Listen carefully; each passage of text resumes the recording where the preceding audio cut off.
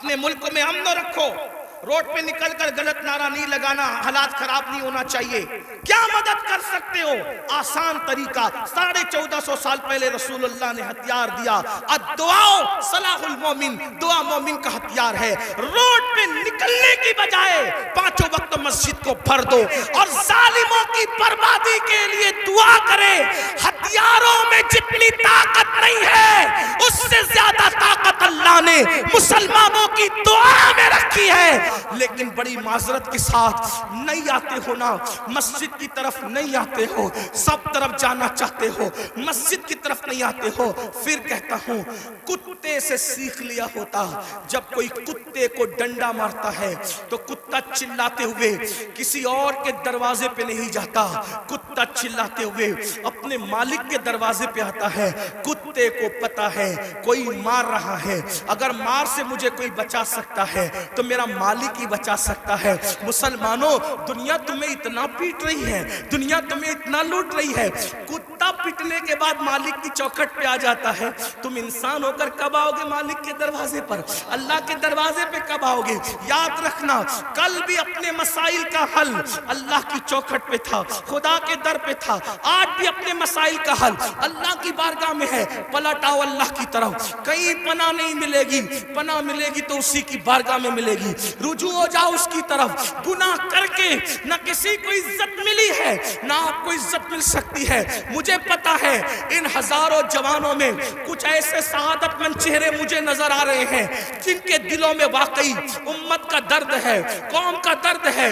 وہ پلٹیں گے، وہ توبہ کریں گے، وہ نادم ہوں گے۔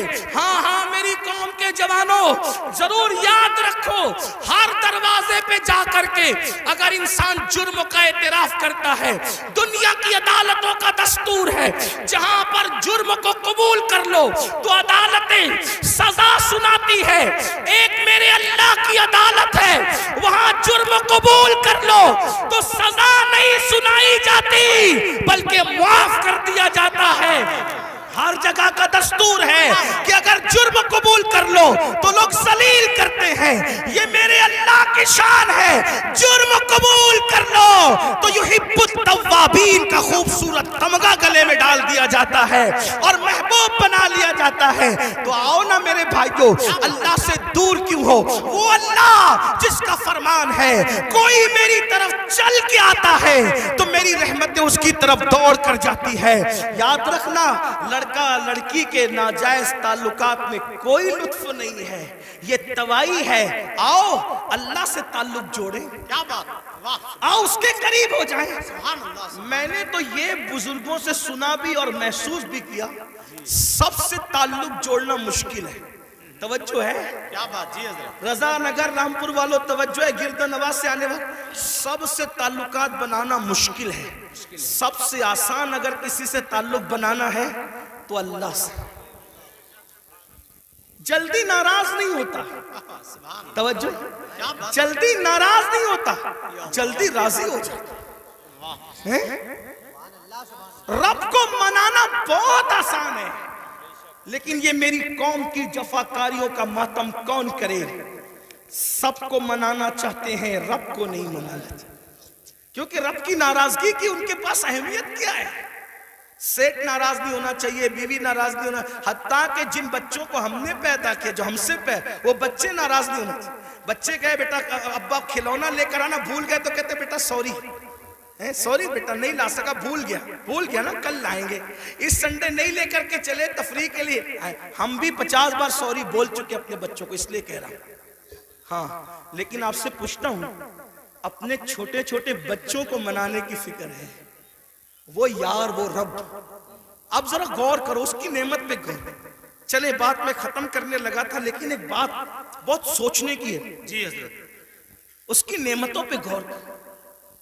اللہ تعالیٰ پیدا ہونے سے لے کے مرے دم تک ہمیں آکسیجن دیتا ہے، اپنے گھر پہ کیا بل آتا ہے مہینے کا؟ کیا بات، کسی گھر بھیجا اللہ پاک نے کوئی بل بھیجا؟ کچھ مانگا اللہ نے؟ اگر 8 گھنٹے ڈاکٹر آکسیجن لگائے نا تو اتنا لمبا بل آتا ہے کہ انسان سوچنے لگتا ہے کہ میں کہاں چلا گیا تھا۔ یہی ہے نا جی، ڈاکٹر نے 8 گھنٹے کی آکسیجن دی تو ہزاروں وصول کر لیا، ہے نا؟ ہے نا؟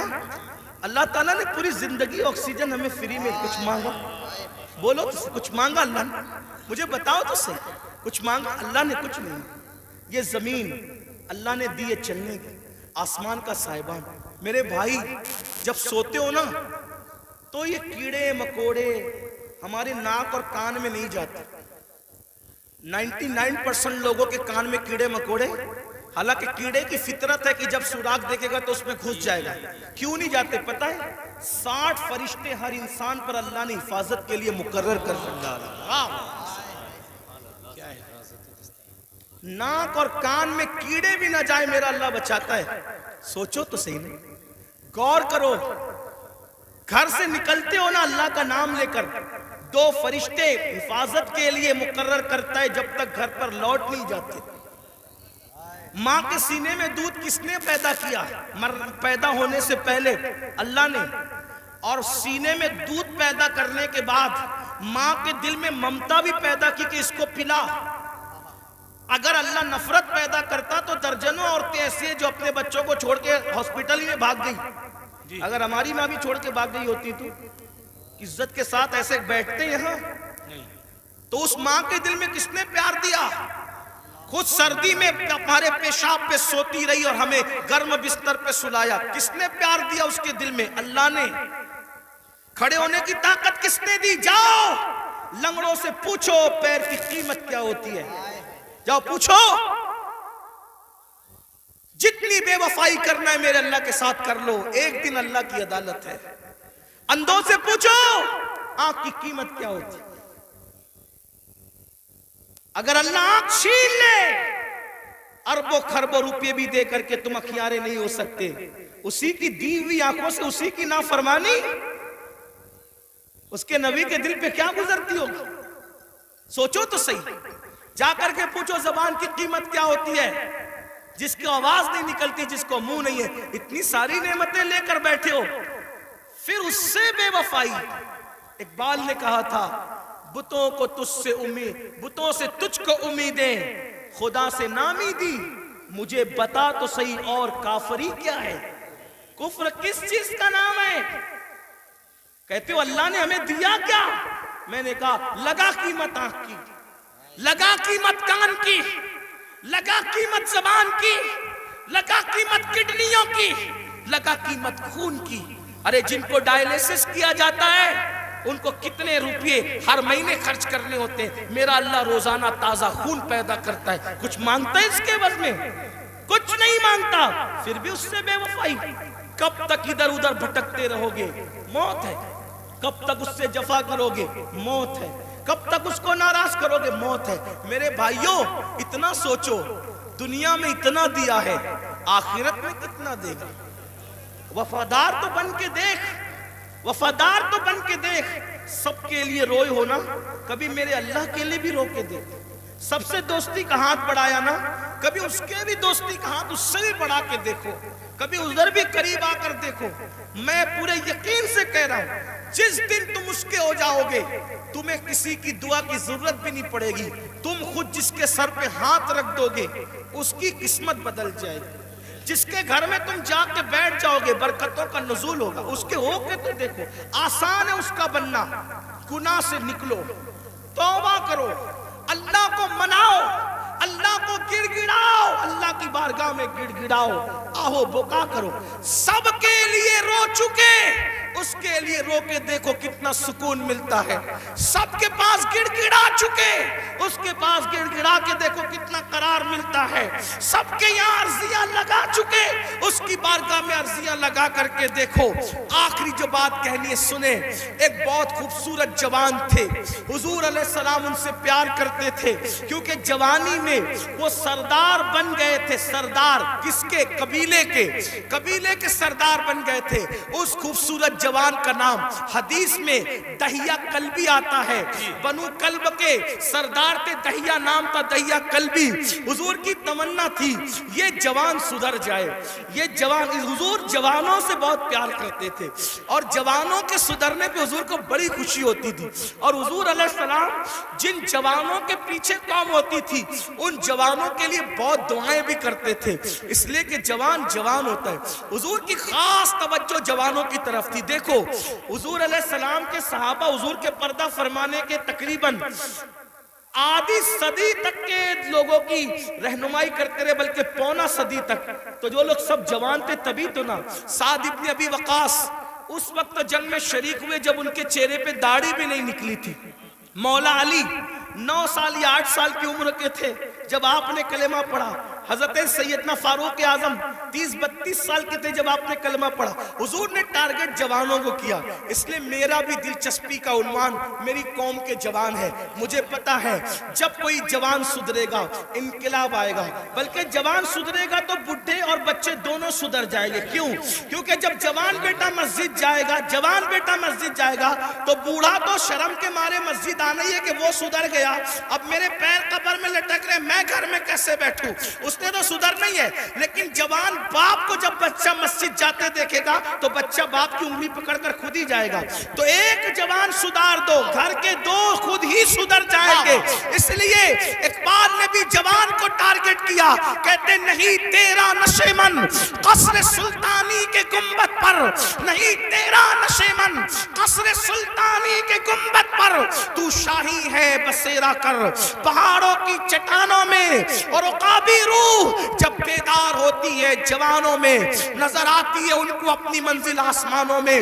چھوڑ دو گناہ, اگر جوانی میں گناہ چھوڑ دو گے اللہ کے محبوب بن جاؤ گے, اللہ کے مقبول بن جاؤ گے. جوانی میں گناہ چھوڑ دو گے, توبہ کرو گے, جنت میں رسول اللہ کا پڑوس نصیب ہوگا. اگر جوانی میں گناہ چھوڑ دو گے اللہ بڑھاپا عزت سے بھرپور کر دے گا. جو لوگ جوانی میں گناہ چھوڑتے ہیں اللہ انہیں عزت والا بڑھاپا عطا کرتا ہے, وقار والا بڑھاپا عطا کرتا ہے. تو یاد رکھیے.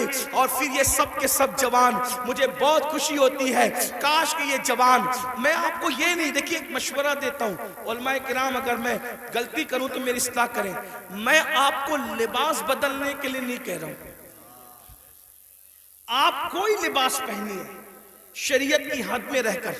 توجہ, شریعت کی حد میں رہ کر آپ کوئی لباس پہنے.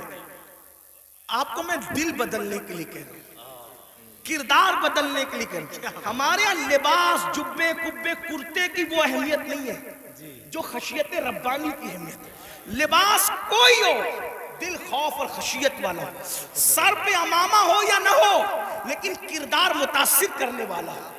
کھانے سے پہلے آپ کی طبیعت میں نمک چکھنے اور نہ چکھنے کی طرف دلچسپی ہو یا نہ ہو. میں سنت کو حقیر نہیں سمجھ رہا ہوں, واللہ کبھی نہیں, لیکن آپ سے کہہ رہا ہوں آپ کی طبیعت میں کھانے سے پہلے نمک چکھنے پہ دلچسپی ہو یا نہ ہو, لیکن عشق رسول کی لذت کی طرف آپ کی دلچسپی ضرور ہونا چاہیے.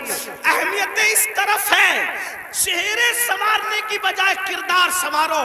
اپنے سروں کی ٹوپیاں خوبصورت کرنے کی بجائے اپنے کردار کو خوبصورت کرو. اگر کوئی 2 گھنٹہ بس میں تمہارے بازو میں سفر کر لے تو وہ کتنا بھی کٹر متعصب ہو اس کی فکر بدل جانا چاہیے. اور جب وہ کسی اپنے سے ملے تو کہہ کے ملے میں بھی کسی مسلمان کے ساتھ سفر کر چکا ہوں. لوگ جو کہتے ہیں مسلمان ایسے نہیں ہوتے بلکہ مسلمان تو ایسے ہوا. ایک بات مجھے یہاں یاد آئی, بات آگے بڑھانے سے پہلے ایک بات. ایک بس میں ایک مسلمان سفر کر رہا تھا, تو جو کنڈکٹر ہوتا ہے تو وہ اس نے جان بوجھ کر ٹکٹ لینے والے مسلمان کو کچھ پیسے زیادہ دے دی, جان بوجھ کر. توجہ کرنا, لوگ ہماری کتابوں کی اسٹڈی نہیں کر رہے ہیں, لوگ ہم سے اسلام سیکھنا چاہ رہے, سمجھنا چاہ رہے. اگر آپ اس نیت سے سدھر کے رہو, آپ اس نیت سے سدھر کے رہو کہ کم از کم میری وجہ سے کوئی اسلام سے بدظن نہیں ہونا چاہیے, یہ سوچ کے سدھر جاؤ میرے بھائی. اور اگر آپ کی وجہ سے کوئی اسلام سے بدظن ہوگا یہ وہ نقصان ہے کہ قیامت تک اس نقصان کا خمیازہ بھگتنا پڑے گا. اس لیے کردار کے دھنی بنو. تو کچھ پیسے زیادہ بس کے کنڈکٹر نے اس کو مسلمان کو دے دی اور اس کے بعد اس نے تجاول عارفانہ سے کام لیا, یعنی کہ اس نے جان کر انجانا ہو گیا. مسلمان نے پیسے گنے اور گننے کے بعد اس نے اس کو بلا کر کہا کہ کنڈکٹر صاحب یہ پیسے آپ نے مجھے کچھ زیادہ دے دیے ہیں, یہ واپس لے لو. اس نے کہا نہیں میں نے زیادہ نہیں دیے, وہ ایسے ہی ہے. کہا نہیں میں نے گنا ہے, یہ زیادہ, آپ لے لیں اس کو, آپ لے لیں. کہا آخر میں نے نہیں دیے تو کیوں لوں؟ تو کہا یہ آپ کو لینے پڑیں گے کیونکہ میرا مذہب میں اس کی اجازت نہیں ہے. تب کنڈکٹر نے کہا دنیا جھوٹ بولتی ہے, تم سچے ہو. لوگ کہتے ہیں مسلمان ایسے ہوتے, مسلمان واقعی ایسے ہوتے. میرے بھائیوں ایک دور تھا دنیا کے کوئی بھی مذہب کا آدمی اگر سفر کرنا چاہتا تھا اور اپنی بیٹی کو اور اپنی بیوی کو اکیلے چھوڑ کے جانا چاہتا تھا تو وہ مسلمان ڈھونڈتا تھا کہ مسلمان کے پاس چھوڑ کے جاؤں گا کیونکہ یہ مسلمان ہے, یہ کسی کی عورت پر ہاتھ نہیں ڈال سکتا.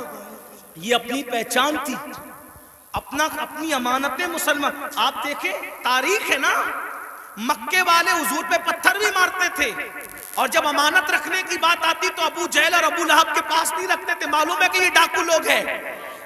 پتھر جس کو مار رہے ہیں اسی کے پاس اپنی امانت رکھنے کے لیے آ رہے ہیں کیونکہ جانتے ہیں کہ یہ محمد الرسول اللہ صادق بھی ہے, امین بھی ہے, یہاں سے ہماری امانت میں خیانت نہیں ہو سکتی.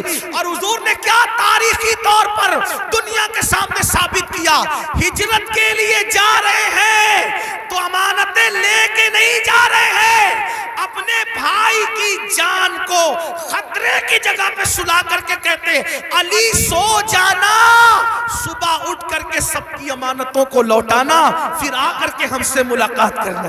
دیکھ رہے ہیں آپ, یہ ہوتا ہے کردار, یہ ہوتا ہے اسی لیے بدر میں جو کافر آئے تھے مکے کے گنڈے, وہ حضور سے آنکھیں نہیں ملا سکے. کیوں؟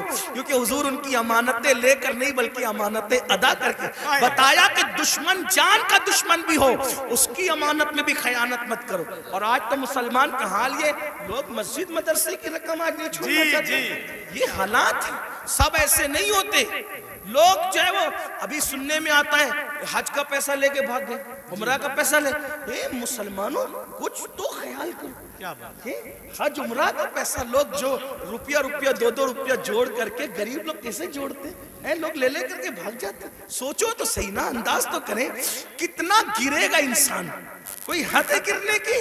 ایک وقت تو وہ تھا اور ایک وقت یہ ہے. لوگ امانتیں ہمارے پاس رکھتے تھے, بیویاں بچیاں ہمارے پاس چھوڑ جاتے تھے, یہ خیانت نہیں کریں گے. اور آج مسلمانوں کے محلوں میں لوگ گھر نہیں لیتے, یہ حال ہے. تو چلے بات کو میں سمیٹ رہا تھا, کیا عرض کر رہا تھا کہ حضور کی تمنا تھی کہ دہیا کلبی مسلمان ہو جائے جی, کیونکہ دہیا قبیلے کے سردار تھے. حضور نے دعا بھی کی اللہ تعالیٰ دہیا کو ایمان کی دولت عطا. دہیا آئے تھے بڑے خوبصورت. دہیا قلبی جب آئے تو حضور نے ان کی تالیف قلبی کے لیے چادر بچھا دی. دہیا نے چادر اٹھائی, عرض کی آقا میں اس چادر پہ بیٹھنے کے قابل نہیں ہوں. اور پھر عرض کی آقا میں تو کلمہ پڑھنے آیا ہوں, غلاموں میں شامل ہونے آیا ہوں. حضور خوش ہو گئے, فرمایا کلمہ پڑھ لو. کا نہیں حضور ایک عرض کرنا ہے کہ میں نے اپنے قبیلے کی 500 لڑکیوں کو اپنے ہاتھوں سے دفن کیا زندہ. تو جو 500 لڑکیوں کا قاتل ہو وہ کلمہ پڑھے گا تو کیا اس کے گناہ معاف ہو جائیں گے؟ اس کے گناہ معاف ہو جائیں گے. حضور نے سر جھکا لیا. جبریل آئے, یا رسول اللہ, اللہ سلام فرماتا اور کہتا ہے بولو اس کو کہ پڑھ لے ایک مرتبہ لا الہ الا اللہ محمد الرسول اللہ. صرف 500 لڑکیوں کا قتل ہی نہیں اور بھی کچھ کیا ہے تو سب معاف ہو جائے گا. حضور نے کہا پڑھ لا الہ الا اللہ. جو کلمہ پڑھتا ہے لا الہ الا اللہ, اللہ کلمہ پڑھنے سے پہلے کے سارے جرائم معاف کر دیتا ہے. دہیا نے کلمہ پڑھا, حضور رونے لگے. صحابہ نے پوچھا حضور خوشی کا مقام ہے کیوں روتے ہیں؟ آقا فرماتے کافر کلمہ پڑھے تو سب مٹ جائے, اگر مومن یہ کلمہ پڑھے تو خدا اسے کیا مقام عطا فرمائے. تو اللہ کے بندو توبہ کرو، اللہ کی طرف آؤ۔ اللہ پاک سے دعا ہے اللہ سب سے پہلے مجھے آپ کو عمل کی توفیق دے، جہنم سے خود بچو، جہنم سے بچانے کی کوشش کرو۔ گفتگو کے درمیان کوئی غلطی ہو تو اللہ تعالیٰ معاف کرے۔ استغفر اللہ ربی من کل ذنب و اتوب الیہ۔